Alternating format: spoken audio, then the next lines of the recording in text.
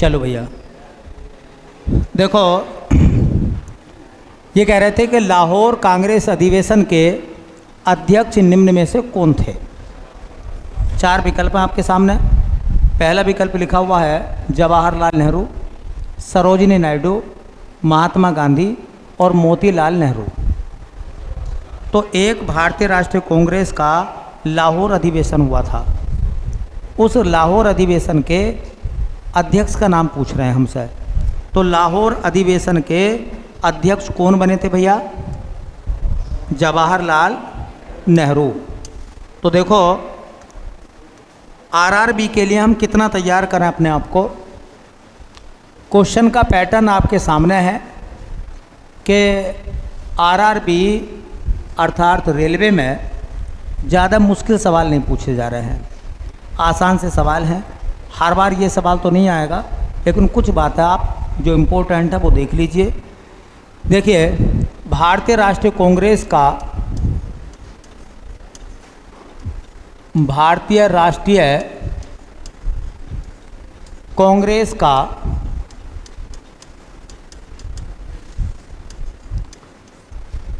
का लाहौर अधिवेशन, लाहौर अधिवेशन, भारतीय राष्ट्रीय कांग्रेस का लाहौर अधिवेशन। देखो आरपीएफ का जो एग्ज़ाम होगा उसमें सवाल ज़्यादा मुश्किल नहीं आएंगे, हल्के हल्के सवाल आएंगे, बस आपको थोड़ा याद रखना है। जैसे भारतीय राष्ट्रीय कांग्रेस का लाहौर अधिवेशन कब हुआ था, समय, तो किस समय पर हुआ था? 1929 में। तो लाहौर अधिवेशन कब हुआ था बेटा? 1929 में। अच्छा, 100 साल पहले क्या हुआ था? इससे 100 साल पहले 1829 में सती प्रथा का अंत हुआ था। कब हुआ था? 1829 में। और 1929 में भारतीय राष्ट्रीय कांग्रेस का लाहौर अधिवेशन हुआ था। ये जो लाहौर अधिवेशन हुआ था बेटा, इस लाहौर अधिवेशन के अध्यक्ष कौन थे? तो कौन थे भैया? जवाहरलाल नेहरू। जवाहरलाल नेहरू भारतीय राष्ट्रीय कांग्रेस के लाहौर अधिवेशन के अध्यक्ष कौन थे? जवाहरलाल नेहरू। अच्छा, कोई पूछेगा ये अधिवेशन कहाँ हुआ था? तो स्थान लाहौर, और लाहौर बेटा किस देश में है? अब फिलहाल तो पाकिस्तान में है। पाकिस्तान के पंजाब प्रांत की राजधानी लाहौर है। एक पंजाब पाकिस्तान में भी है, उसकी राजधानी क्या है? लाहौर है। अच्छा, लाहौर किस नदी के किनारे पर है? नदी का नाम, तो लाहौर रावी नदी के किनारे पर है। कहाँ है लाहौर? रावी नदी के किनारे पर। अच्छा, एक सवाल और बनेगा कि भारतीय राष्ट्रीय कांग्रेस का जो लाहौर अधिवेशन हुआ था, उस अधिवेशन में क्या काम हुआ था? तो भारतीय राष्ट्रीय कांग्रेस ने इस अधिवेशन में पूर्ण स्वराज का प्रस्ताव पास करा था। उन्होंने कहा था कि हमें पूरी आज़ादी चाहिए, हम पूर्ण स्वराज चाहते हैं। तो भारतीय राष्ट्रीय कांग्रेस ने पूर्ण स्वराज का प्रस्ताव किस अधिवेशन में पास किया था? बहुत आता पेपर में, है ना। तो इस अधिवेशन में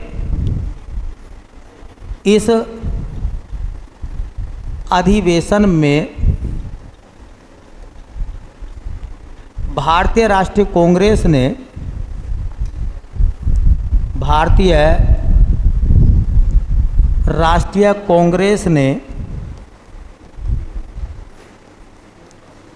पूर्ण स्वराज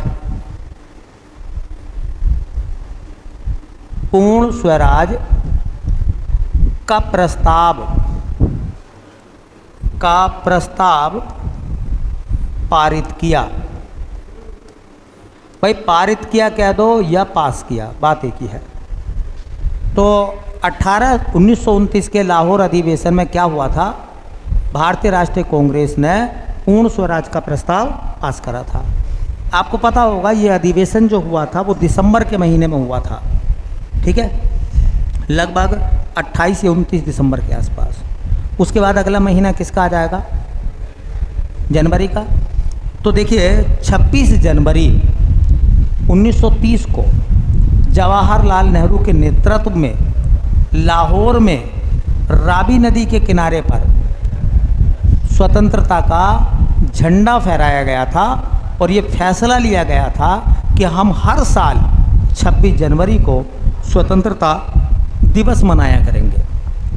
हर साल 26 जनवरी को स्वतंत्रता दिवस मनाया करेंगे हर साल। उसी दिन को याद रखने के लिए भाई बताइए, भारतीय संविधान 26 नवंबर 1949 को बनकर तैयार हो गया था, तो फिर लागू हमने 26 जनवरी 1950 में क्यों करा है? ताकि उस दिन को याद रखने के लिए। ठीक है, कौन से दिन को? जिस दिन भारतीय राष्ट्रीय कांग्रेस ने लाहौर में रावी नदी के किनारे पर स्वतंत्रता का पहला झंडा फहराया था। तो एक बात और नोट कर लें, अच्छा सवाल बनेगा पेपर के हिसाब से। देखिए 26 जनवरी 1930 में जवाहरलाल नेहरू के नेतृत्व में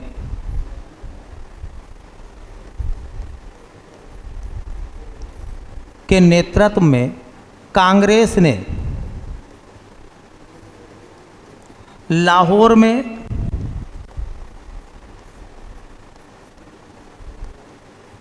रावी नदी के तट पर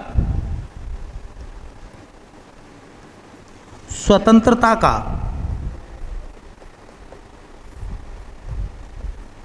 प्रथम झंडा फहराया।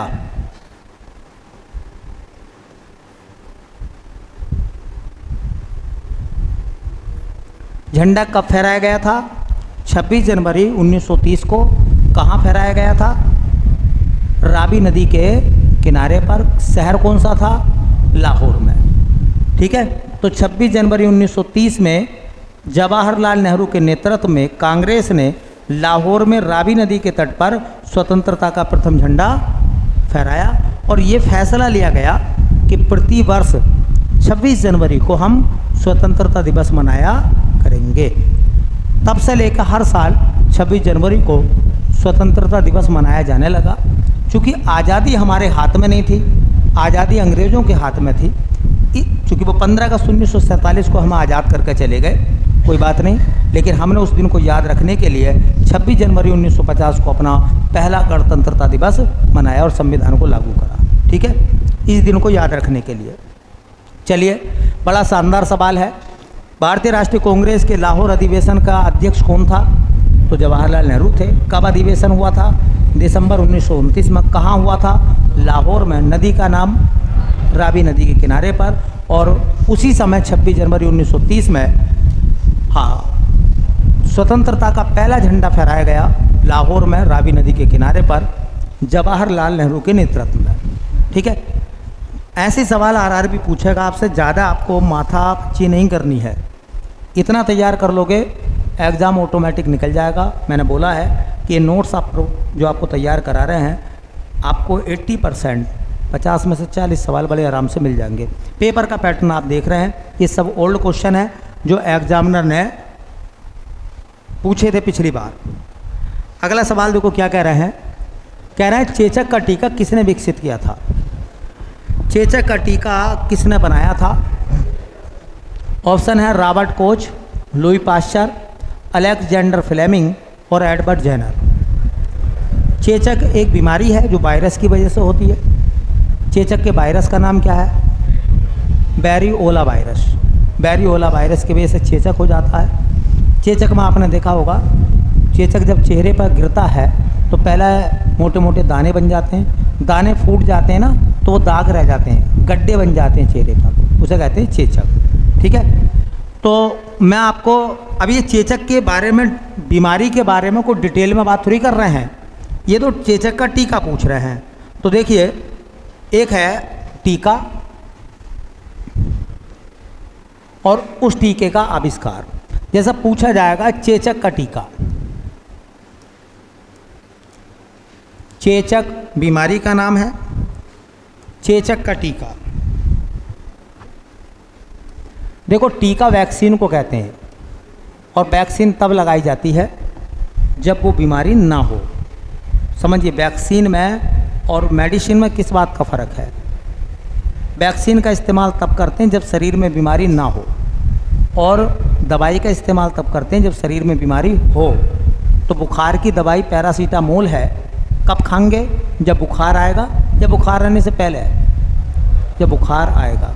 ठीक है, ये फ़र्क है। तो चेचक का टीका किसने बनाया था? एडवर्ड जेनर ने। Edward Jenner. चेचक का टीका किसने बनाया था? तो एडवर्ड जेनर ने बनाया था।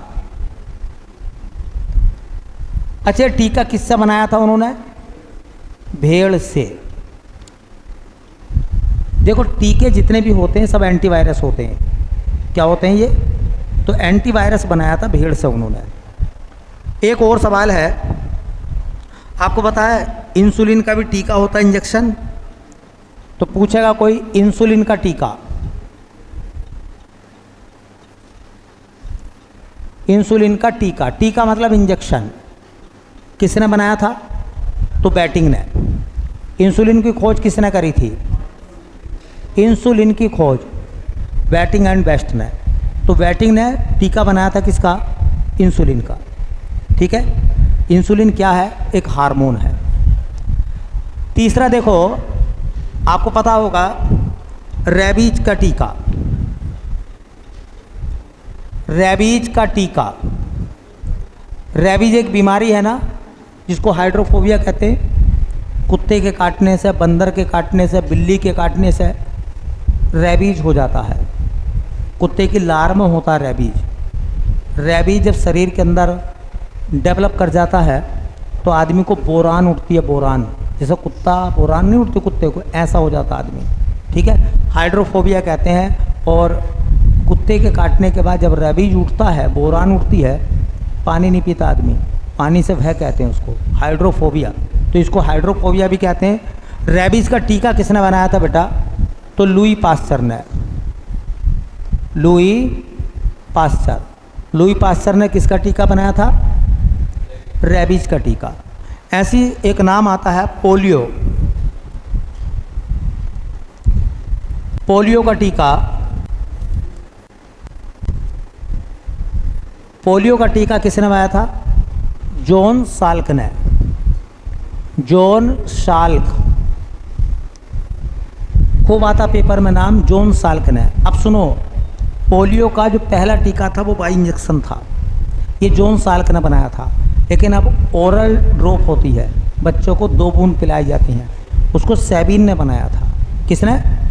लेकिन पहला तो जॉन साल्क का ही है, इसलिए सैबीन से बेहतर आंसर क्या लगेगा? John Salk. एक और है, एक नाम आपके सामने ये आ रहा, अलेक्जेंडर फ्लेमिंग। इन्होंने क्या बनाई थी? पेनिसिलिन दवा।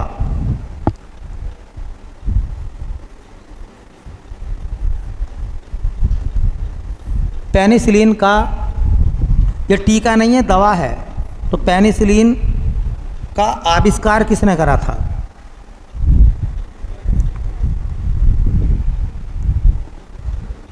पेनिसिलिन क्या है? पेनिसिलिन टीका नहीं है, पेनिसिलिन एक दवा है। और पेनिसिलिन दवा को बनाया था अलेक्जेंडर फ्लेमिंग ने। अब सवाल ये उठता है कि ये जो पेनिसिलिन है ये एक दवा है। अब दवा है तो कैसी दवा है? एंटीबायोटिक। पहली एंटीबायोटिक दवा का नाम बताइए। तो यह प्रथम एंटीबायोटिक औषधि है।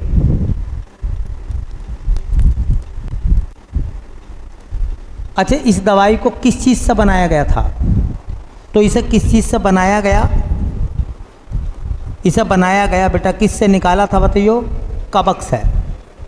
किससे? कवक। कवक को कहते हैं फंगस, फफूंदी। फफूंदी से दवाई बनाई थी। और कवक का नाम क्या था?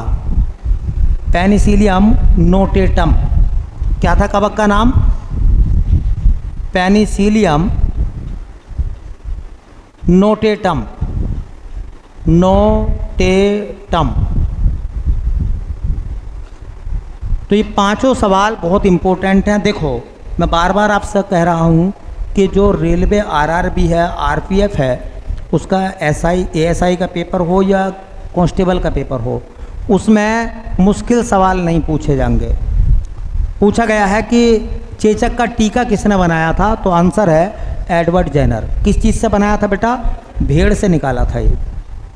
इंसुलिन का टीका किसने बनाया था, तो वेटिंग ने, और वैसे भी बैटिंग एंड वेस्ट ने इंसुलिन की खोज करी थी। रेबीज का टीका किसने बनाया था? लुई पास्चर ने। और रेबीज एंटी रेबीज कहते हैं इसको, रेबीज के टीके को एंटी रेबीज कहते हैं। कुत्ते के काटने से, बिल्ली के काटने से, बंदर के काटने से, किसी जंगली जानवर के काटने से रेबीज हो सकता है। देखिए पोलियो का टीका किसने बनाया था? जॉन साल्क ने बनाया था। अच्छा पेनिसिलिन दवा किसने बनाई थी? तो अलेक्जेंडर फ्लेमिंग ने बनाई थी। और याद रखो पेनिसिलिन क्या है? पेनिसिलिन पहली एंटीबायोटिक औषधि है, सबसे पहली एंटीबायोटिक औषधि पेनिसिलिन। और किससे बनाया था पेनिसिलिन को? तो बनाया गया था कवक से, और कवक का नाम क्या था? Penicillium notatum. पेनिसिलियम नोटेटम क्या है? ये कवक की वैरायटी है, उससे बनाई गई थी दवा। इम्पोर्टेंट सवाल है, वन लाइनर ऐसे ही आपको तैयार करना है, ठीक है। चलिए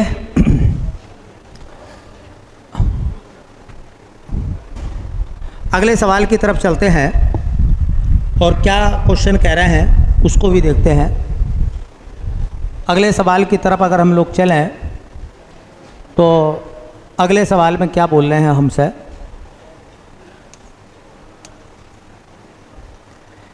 देखो ये सवाल पूछा है, बताओ। ये सवाल आरआरबी में आया था पिछली बार। कह रहे हैं किस देश को उगते सूरज की भूमि के रूप में जाना जाता है? भैया तो उगते सूरज का देश कह दो या उगते सूरज की भूमि कह दो, ठीक है। इसका मतलब ये जापान का उपनाम हुआ या नहीं हुआ? तो कुछ मैं उपनाम लिखवा रहा हूँ देशों के, आपको देश बताने हैं। ये तो उपनाम है बेटा और ये उनके देश हैं। पहला एक नाम लिखा हुआ है उगते सूरज की भूमि। उगते सूरज की भूमि, आपको आंसर लिख देना है किसको कहते हैं। एक नाम है दक्षिण का ब्रिटेन। दक्षिण का ब्रिटेन किसे कहते हैं, ये आप नोट करें। एक नाम है सुबह की शांत भूमि। सुबह की शांत भूमि। एक नाम है लैंड ऑफ थंडरबोल्ट, पहले बता चुका हूं मैं। Land of Thunderbolt.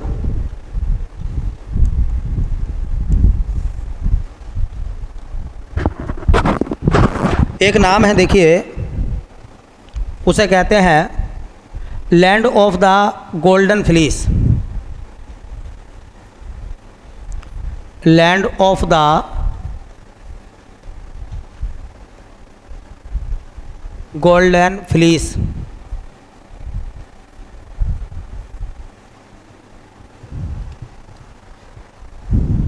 ये कुछ देशों के नाम हैं। समझो आरआरबी ऐसे सवाल बनाकर तैयार करेगा जो फैक्ट पर आधारित होंगे, ज़्यादा आपको इनके बारे में डिटेल पढ़नी नहीं है। सुबह की शांत भूमि, सुबह उगते सूरज का देश जापान को कहते हैं। जापान को उगते सूरज का देश कहते हैं। दुनिया में सबसे पूरब में कौन सा देश है? अच्छा सूरज किधर से निकलता? पूरब से। और तो पहला सूर्य उदय पूरब में होगा, तो सबसे पहले सूरज की किरणें किस देश पर पड़ती है? जापान। कभी सवाल ऐसा पूछना किस देश के लोग सबसे पहले उठते हैं? अगर जहाँ सूरज भैया पहले निकलेगा वही उठेंगे, तो जापान, है ना। ऐसा है। देखिए कह रहा है दक्षिण का ब्रिटेन किसे कहते हैं? न्यूजीलैंड को। न्यूजीलैंड को दक्षिण का ब्रिटेन कहते हैं। सुबह की शांत भूमि, बड़ा अच्छा सवाल है। सुबह की शांत भूमि है ना, सुबह का समय बहुत शांत होता है जहाँ, तो वो है दक्षिणी कोरिया।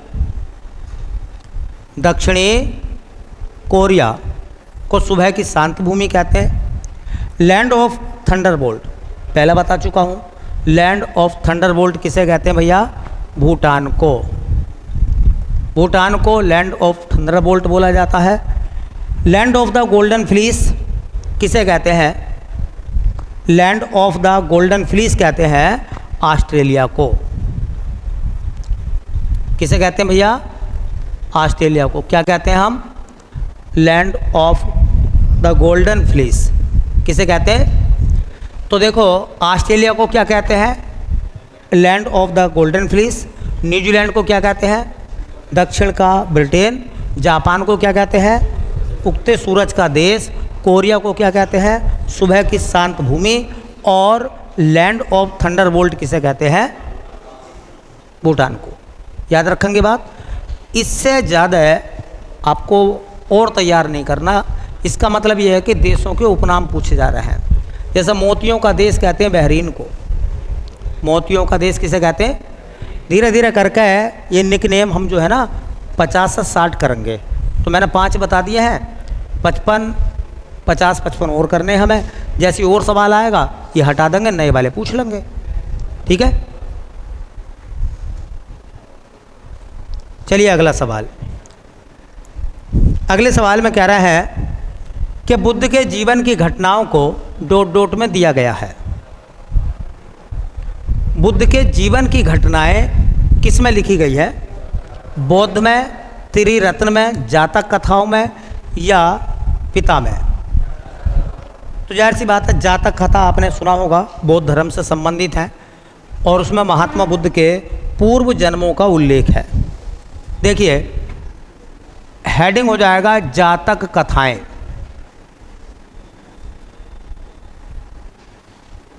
जातक कथाएं।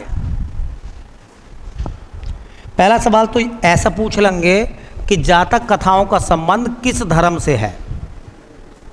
बताओ, जातक कथाओं का धर्म, जातक कथाओं का संबंध किस धर्म से है? तो बौद्ध धर्म से। जातक कथाएं बौद्ध धर्म से जुड़ी हुई हैं। बताइए, जातक कथाओं का उल्लेख बौद्ध धर्म के किस ग्रंथ में है? तो बौद्ध धर्म के 3 रत्न हैं। बोलो, 3 तो रत्न है। कौन कौन से? बुद्ध, धम्म और संघ। और बौद्ध धर्म के 3 पिटक हैं, विनय पिटक, सुत्त पिटक और अभिधम्म पिटक। तो कौन से पिटक में जातक कथाएं हैं? विनय पिटक में, सुत्त पिटक में या अभिधम्म पिटक में? तो जिस ग्रंथ में है उसका नाम है सुत्त पिटक। सुत्त पिटक। देखो, जो सुत्त पिटक है ना, उसके कई सारे भाग हैं। सुत्त पिटक का कई सारे निकाय हैं। मंजीव निकाय है, खुद्दक निकाय है।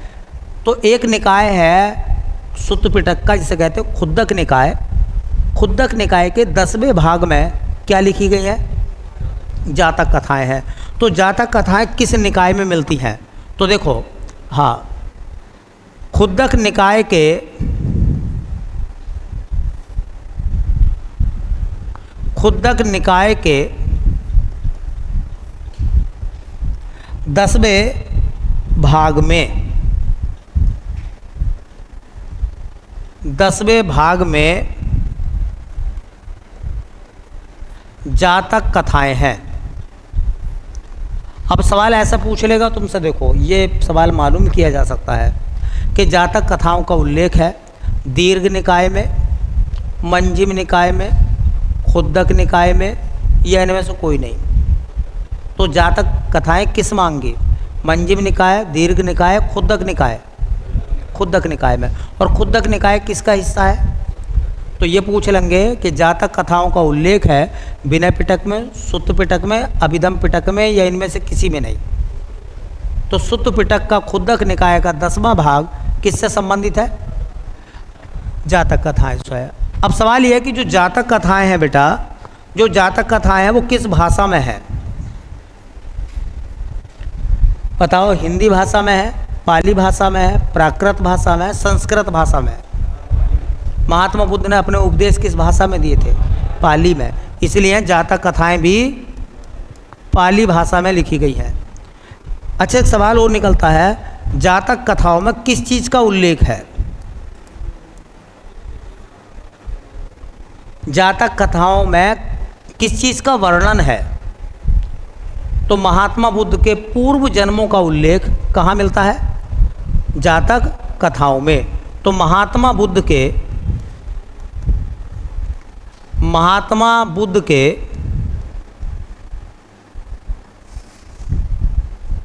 पूर्व जन्मों का वर्णन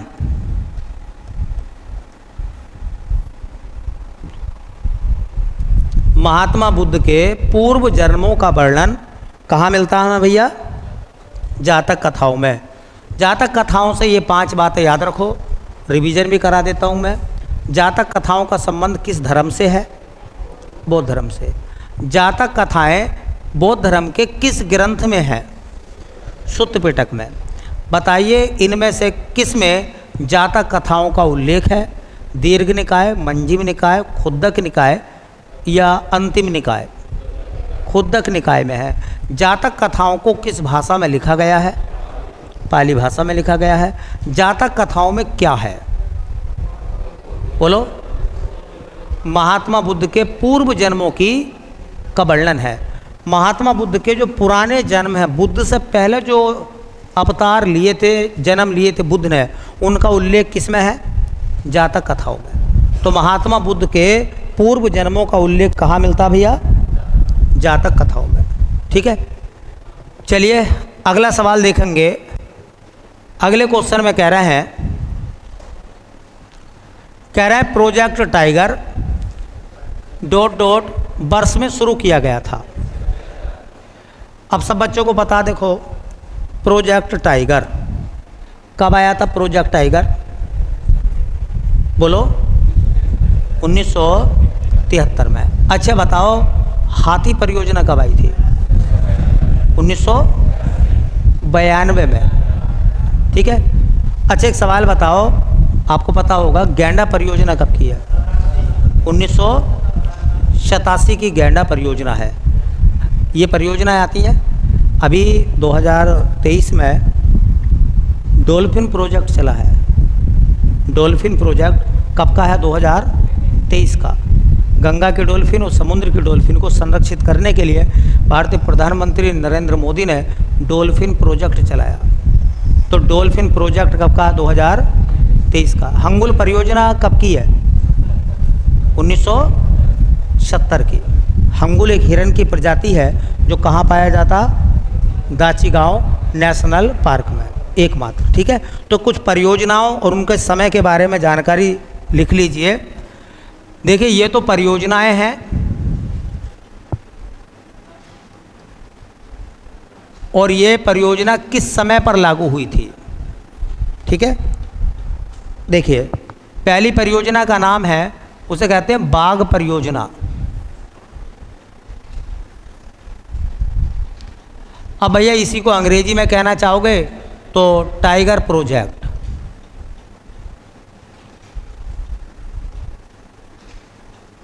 कब का था? 1973 का। एक है हाथी परियोजना। हाथी परियोजना कब की थी भैया? 1992 की। एक नाम आता है बेटा, उसे कहते हैं गैंडा परियोजना।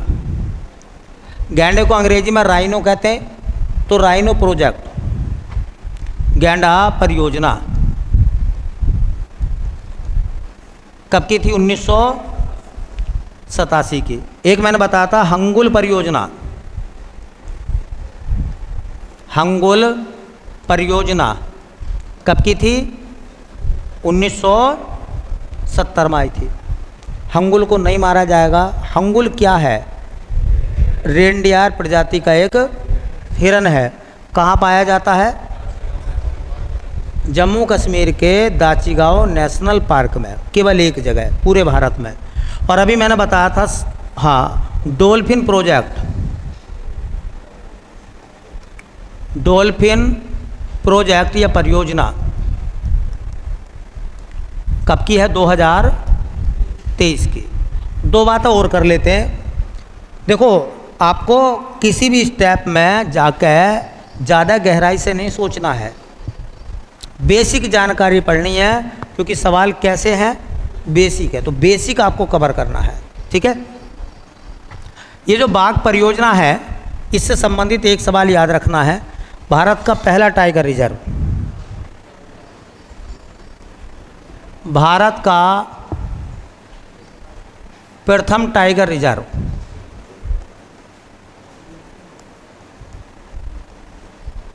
क्या नाम था उसका? Jim Corbett. कब बना था बेटा? 1973 में बना था। कहाँ बना था? उत्तराखंड राज्य में। तो याद रखो भैया, देखिए, बाघ परियोजना कब की थी? 1973 की थी बाघ परियोजना। हाथी परियोजना 1992 की, गैंडा परियोजना 1987 की, हंगुल परियोजना 1970 की, और डॉल्फिन परियोजना 2023 में।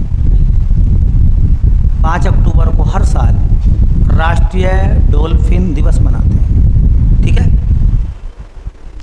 तो भैया ये याद रखें। और भारत का पहला टाइगर रिजर्व कब बना था?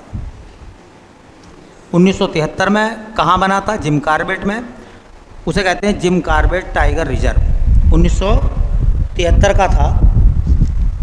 देश का पहला टाइगर रिजर्व बना था ये 1973 में। चलिए अगले सवाल की तरफ चले। तो बेटा अगला क्वेश्चन ये पूछा गया हमसे, देखो अगले सवाल में कह रहे थे कि पिट्यूटरी ग्रंथि डोट से जुड़ी है, ग्लूकोमा से, फेफड़े से, मस्तिष्क से या अग्नाशय से?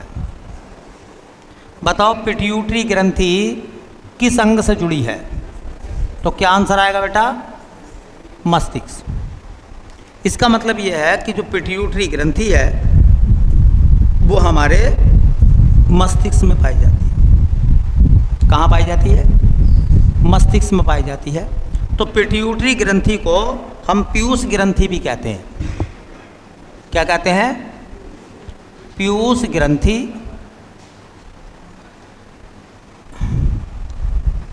पीयूष, या इसी को कहते हैं बेटा अंग्रेजी में पिट्यूटरी। पिट्यूटरी ग्रंथि। अब देखो ये जो पिट्यूटरी ग्रंथि है कहाँ पाई जाती है? किस स्थान पर होती है शरीर में? कहाँ होती है बेटा? मस्तिष्क में होती है। देखो इसका जो वजन होता, पता आपको कितना होता? बहुत कम वजन, 0.6 ग्राम, 1 ग्राम भी नहीं है, 0.6 ग्राम इसका वजन होता है पिट्यूटरी ग्रंथि का। चूँकि वजन बहुत कम होता है तो हम कह सकते हैं यह शरीर की सबसे छोटी ग्रंथि है।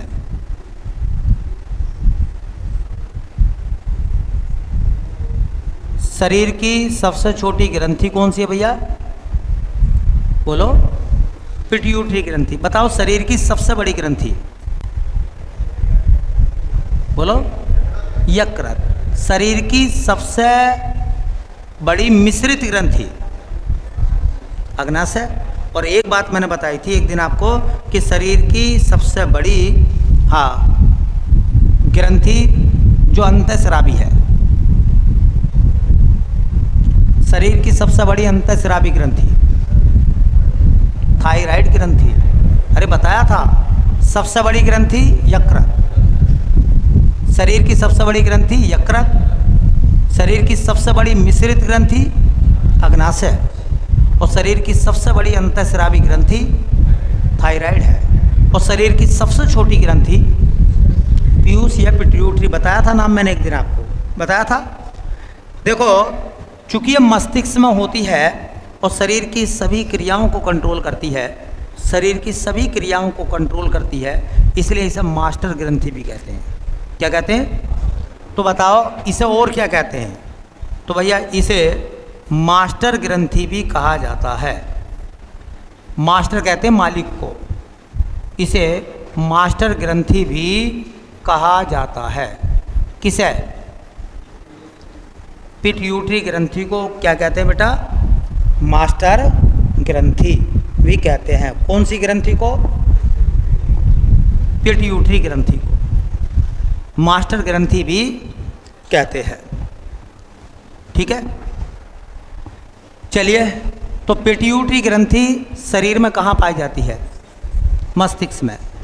पिट्यूटरी ग्रंथि का वजन 0.6 ग्राम है, बहुत कम है।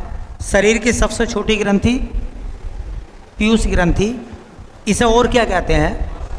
मास्टर ग्रंथि कहते हैं। इससे वैसोप्रेसिन हार्मोन निकलता है ना, इससे वृद्धि हार्मोन निकलता है।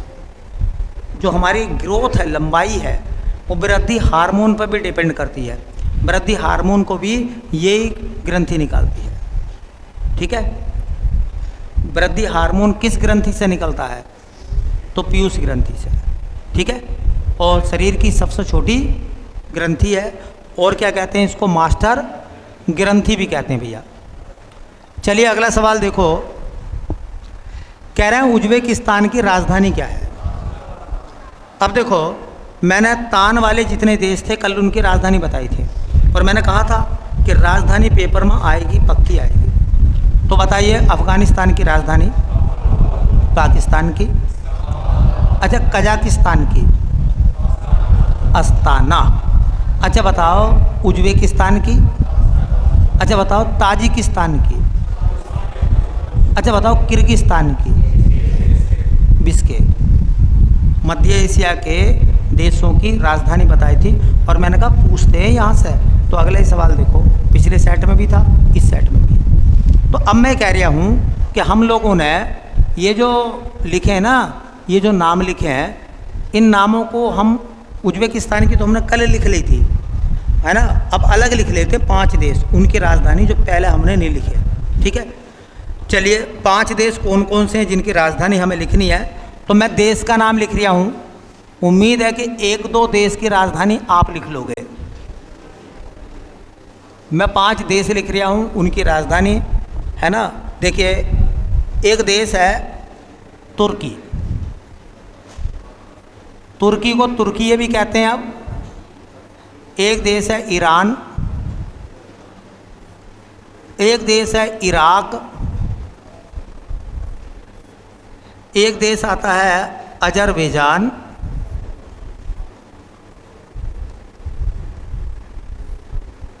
बेटा एक देश का नाम है संयुक्त अरब अमीरात, संयुक्त अरब अमीरात, जिसको UAE कहते हैं।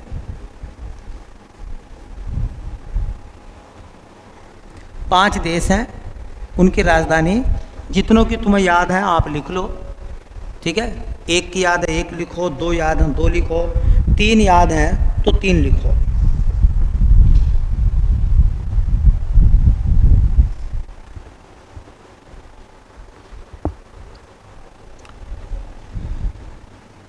तो बेटा लिख लिया आपने। अब मैं लिख देता हूँ, मैच करा लेना। तुर्की की राजधानी क्या बताई है? अंकारा। तुर्की का एक बहुत बड़ा शहर है जिसे इस्तांबुल कहते हैं। ठीक है, और इस्तांबुल को कहते थे पहले कुंस्तुनतुनिया। कुंस्तुनतुनिया उसका पुराना नाम था, है ना। हाँ, कुछ नाम अजीबोगरीब लगते हैं। कुंस्तुनतुनिया कहने में कुछ अटपटा लगेगा, है ना। जैसे एक देश है मेडागास्कर, मालागाशी, उसकी राजधानी क्या है? अंतानानारिवो। उसकी राजधानी मेडागास्कर की अंतानानारिवो। अमेरिका का एक प्रांत है हवाई द्वीप, उसकी राजधानी है होनोलुलु। क्या राजधानी है? होनोलुलु। तो ये नाम थोड़े से ऐसे लगते हैं कि बड़े अटपटे नाम हैं, लेकिन क्या करें, याद तो रखना पड़ेगा। इस्तांबुल का पुराना नाम कुंस्तुनतुनिया, पुराना नाम, ठीक है। अब ठीक है, थोड़ा सा इस्तांबुल। ईरान की राजधानी तेहरान। और अभी ये चर्चा में रहा था ईरान। ईरान के जो राष्ट्रपति थे इब्राहिम रईसी, उनकी एक हेलीकॉप्टर दुर्घटना में डेथ हो गई, है ना। तो किस देश के राष्ट्रपति की हेलीकॉप्टर दुर्घटना में डेथ हो गई है? तो वो ईरान। इराक की राजधानी बगदाद। इराक की राजधानी बगदाद। अजरबैजान की राजधानी बाकू। अजरबैजान की राजधानी बाकू है। बाकू एक बहुत बड़ा शहर है, कैस्पियन नदी के किनारे पर है, और ये पेट्रोलियम के लिए फेमस है। किसके लिए? पेट्रोलियम के लिए फेमस है बाकू। संयुक्त अरब अमीरात की राजधानी आबू धाबी।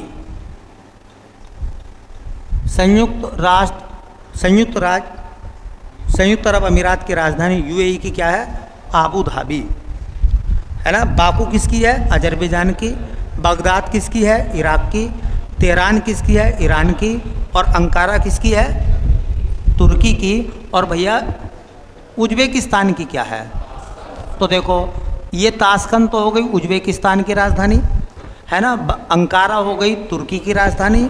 अच्छा, बगदाद हो गई इराक की राजधानी, और आबू धाबी हो गई यूएई की राजधानी। एक राजधानी पक्की है, लिख लो, आएगा सवाल, तय बात है। लेकिन ये नहीं कह सकते कौन सा आएगा, जो चर्चा में चलेगा। और देखो, इनमें भी कोई भारी थोड़ी पूछे गए, है ना। अच्छा, एक सवाल बताओगे, ताशकंद समझौता कब हुआ था? 1966 में। भारत पाकिस्तान युद्ध हुआ था 1965 में, और उसके बाद हुआ था ताशकंद समझौता। ताशकंद समझौते में भारत की तरफ से किसने हिस्सा लिया था? लाल बहादुर शास्त्री जी गए थे। और ताशकंद समझौते में पाकिस्तान के कौन से राष्ट्रपति आए थे? अयूब खान। अयूब खान आए थे ताशकंद समझौते में, ठीक है। समझौते में आए थे वो। मध्यस्थता किसने करी थी? रूस ने मध्यस्थता करी थी ताशकंद समझौते की। कौन सा भारतीय प्रधानमंत्री ऐसा था जिसकी मौत भारत के बाहर हुई है? लाल बहादुर शास्त्री। उनकी डेथ भारत के बाहर हुई थी। चलिए भैया, अगला सवाल देखते हैं। अगले सवाल में कह रहे हैं, देखो, जिम्नास्टिक के पिता के रूप में किसे जाना जाता है? Father of gymnastic. जिम्नास्टिक एक खेल है, नहीं है? तो जिम्नास्टिक के पिता के रूप में किसे जाना जाता है, ये बताना है। ऑप्शन आ रहे हैं पीटर विटमार, कोही उचिमुरा, मैक्स बेहटलॉक, और लिखा हुआ है फ्रेडरिक लुडविग जोन। जिम्नास्टिक का पिता, फादर ऑफ जिम्नास्टिक। तो ये जो नाम है फ्रेडरिक लुडविग जोन, इनको क्या कहते हैं भैया हम? देखिए, ये जर्मनी के रहने वाले हैं, और इन्हें कहा जाता है जिम्नास्टिक का पिता। जिम्नास्टिक एक खेल है। जिम्नास्टिक का पिता, फादर ऑफ जिम्नास्टिक किसे कहा जाता है? तो वो कहते हैं फ्रेडरिक लुडविग जोन को। जिम्नास्टिक का पिता कहते हैं किसको? फ्रेडरिक लुडविग जोन को। अच्छा, कोई मुझे बताएगा भारत में जिम्नास्टिक की एक महिला खिलाड़ी का नाम सुना? कोई नाम? दीपा कर्माकर। ये लिख लो, फिर अच्छी बात बन जाएगी। देखिए, भारतीय जिम्नास्टिक महिला खिलाड़ी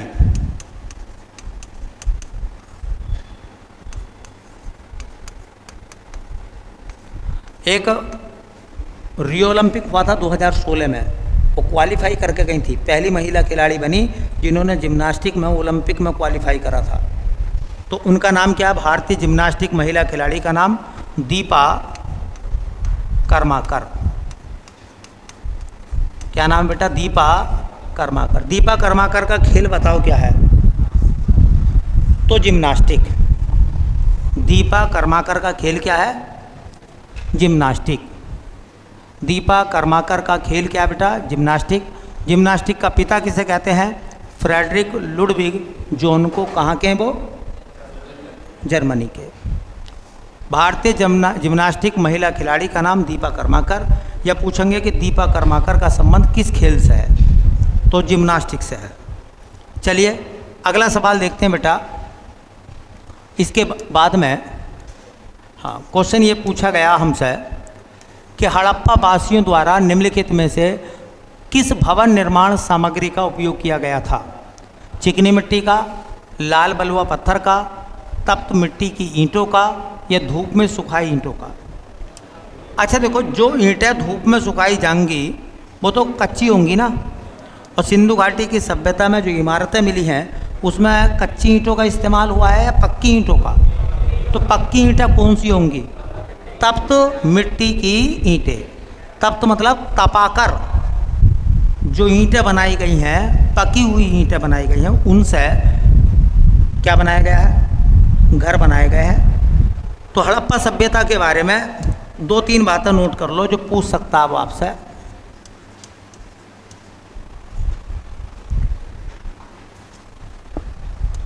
हड़प्पा सभ्यता,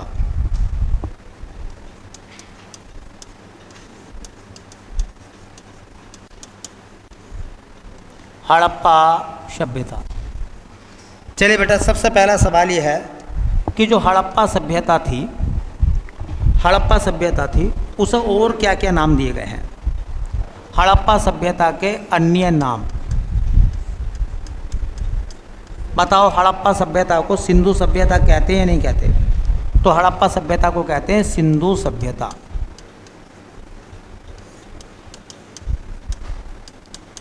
अच्छा, हड़प्पा सभ्यता को और क्या कहते हैं? कांस्य युगीन सभ्यता। कांसे का बड़ा प्रयोग हुआ था इसलिए इसे हम क्या कहते हैं?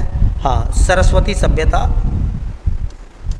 इसे सरस्वती सभ्यता भी कहते हैं। क्यों कहते हैं सरस्वती सभ्यता? क्योंकि शुरू में इसके स्थल सिंधु नदी के आसपास पाए गए और बाद में आज़ादी के बाद जो खोजें हुई उनमें ज़्यादातर स्थल सिंधु सरस्वती नदी की घाटी में पाए गए। देखिए, बताइए नगरीय सभ्यता थी या ग्रामीण? तो यह एक नगरीय सभ्यता थी।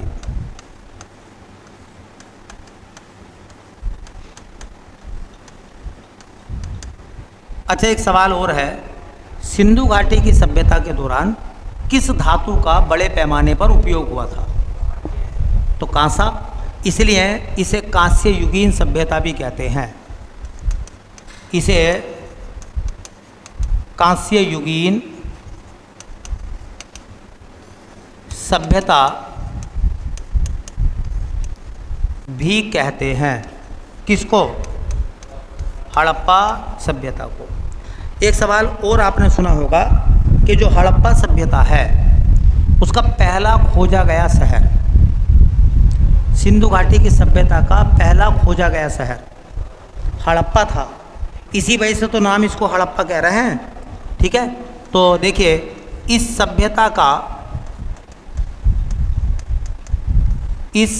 का प्रथम खोजा गया शहर,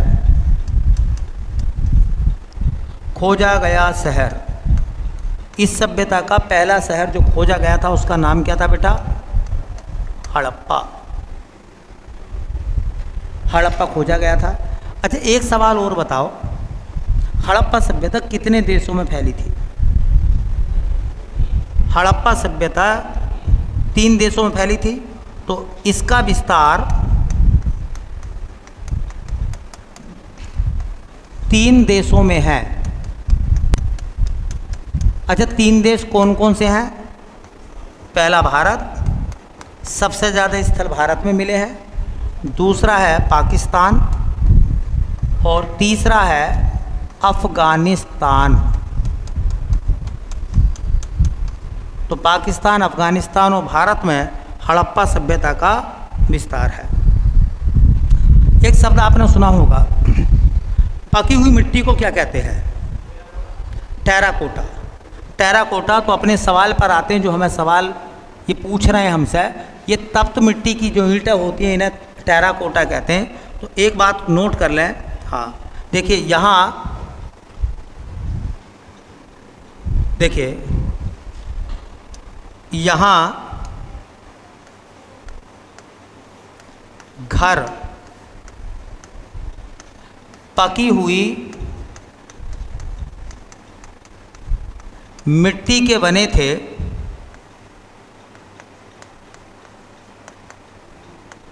जिसे टेराकोटा कहा जाता है, जिसे टेराकोटा कहते हैं। तो याद रखो पकी हुई मिट्टी क्या कहलाती है? टेराकोटा। सिंधु घाटी की सभ्यता में एक शब्द आता परकोटा। क्या था? परकोटा। जो किले के चारों तरफ दीवार होती थी ना, उस दीवार को आज हम कहते हैं चार दीवारी, उस समय कहते थे उसको परकोटा। तो परकोटा चार दीवारी को कहते थे, और टेराकोटा किसे बोला गया भैया? पकी हुई मिट्टी को। पकी हुई मिट्टी को क्या बोला गया है? टेराकोटा। तो सिंधु घाटी की सभ्यता कितने देशों में फैली थी? 3, भारत, पाकिस्तान और अफगानिस्तान। सिंधु घाटी की सभ्यता नगरीय थी या ग्रामीण? सिंधु घाटी की सभ्यता ताम्र युगीन सभ्यता थी या कांस्य युगीन? सिंधु घाटी की सभ्यता को और क्या कहते हैं? सरस्वती सभ्यता और हड़प्पा सभ्यता। ठीक है, पहला खोजा गया नगर हड़प्पा। ठीक है, चलिए भैया बाकी बाद में देखते हैं।